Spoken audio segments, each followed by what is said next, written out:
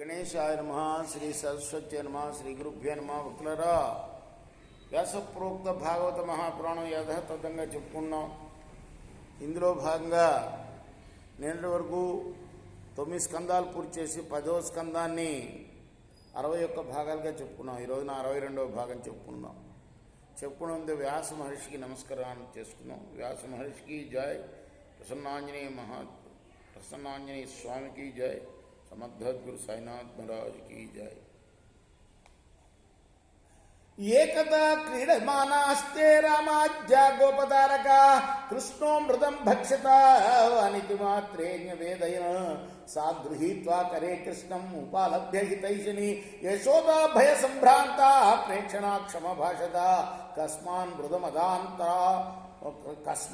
మృదమదాంతాత్మన్ భవాన్ భక్షితవాన్ రహః వదంతి తావకాచ్యేతే కుమారాస్తే గ్రజో వ్యయం.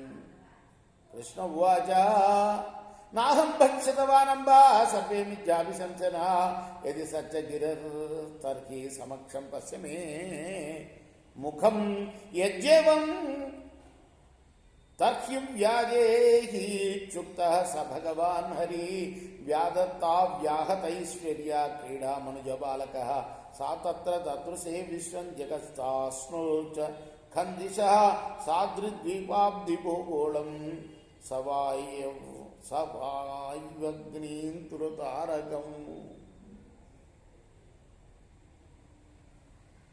ఒక రోజున బలరాముడు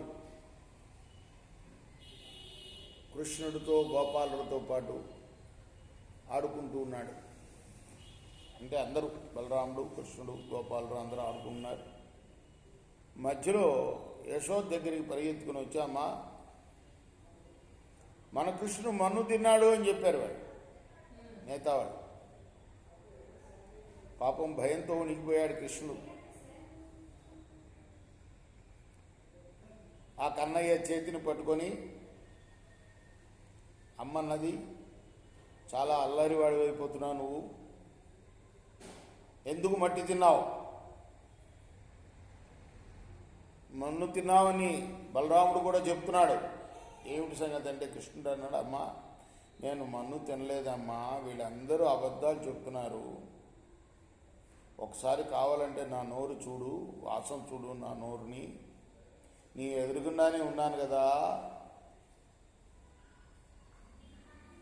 అనగానే అని నోటిని తెరిచి చూపించాడు. సావధానంగా చూసింది నోరు అమ్మ యశోదమ్మ.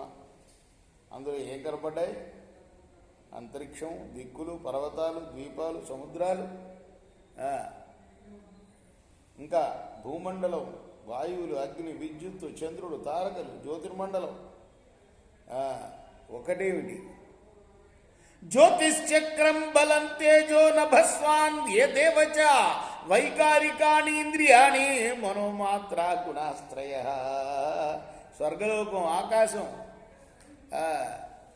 ఇంకా శబ్దస్పర్శ రూపరసగంధాలు, సత్వరజస్తమో గుణాలు, వీటితో కూడి ఉన్న సమస్త చరాచర జగత్తు కూడా కనపడింది అమ్మకి. రేపు కొనసాగిద్దాం 63వ భాగంలో. కృష్ణార్పణమస్తు. श्री सच्चिदानंद सद्गुरु साईनाथ महाराज की जय. चेकोरा